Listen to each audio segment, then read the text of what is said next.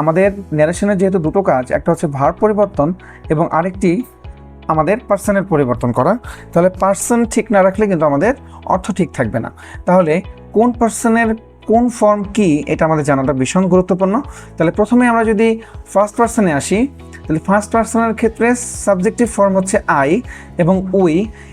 Subjective form I এর objective form হচ্ছে me এবং পসেসিভ কেস হচ্ছে মাই এবং রিফ্লেক্সিভ ফর্ম হচ্ছে মাইসেলফ।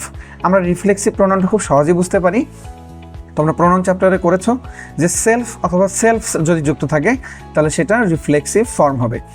এবং ডাবল পসেসিভ মানে কি, দেখো আই এর ডাবল পসেসিভ হচ্ছে মাইন, অর্থাৎ এখানে মাই অর্থাৎ এই যে পসেসিভ কেস যেটা রয়েছে মাই প্লাস একটা নাউন আছে, ঠিক আছে, তাহলে এটা মিলে মাইন হয়েছে।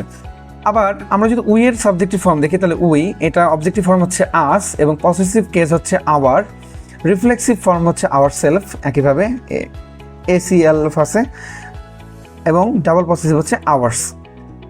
সেকেন্ড পার্সনের ক্ষেত্রে ইউ এর objective form you, possessive form হচ্ছে your, reflexive form your self এবং ডাবল পসেসিভ ফর্ম হচ্ছে ইউর্স। থার্ড পার্সনে আমরা পাই এখানে হি, শি, দে, ইট।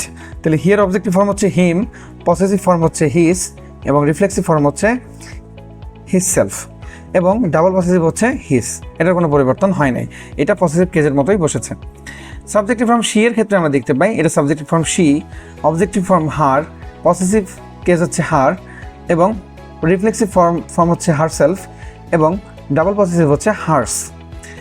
দের ক্ষেত্রে দের অবজেক্টিভ ফর্ম হচ্ছে দেম, পসেসিভ কেস হচ্ছে দেয়ার এবং রিফ্লেক্সিভ ফর্ম হচ্ছে দেম সেলফস এবং ডাবল পসেসিভ হচ্ছে দেয়ার্স। ইটের ক্ষেত্রে অবজেক্টিভ ফর্ম ইটি থাকবে, পসেসিভ কেস ইটস থাকবে এবং রিফ্লেক্সিভ প্রোনাউন বা রিফ্লেক্সিভ ফর্ম ইট সেলফ হবে এবং ডাবল পসেসিভ ইটস হবে।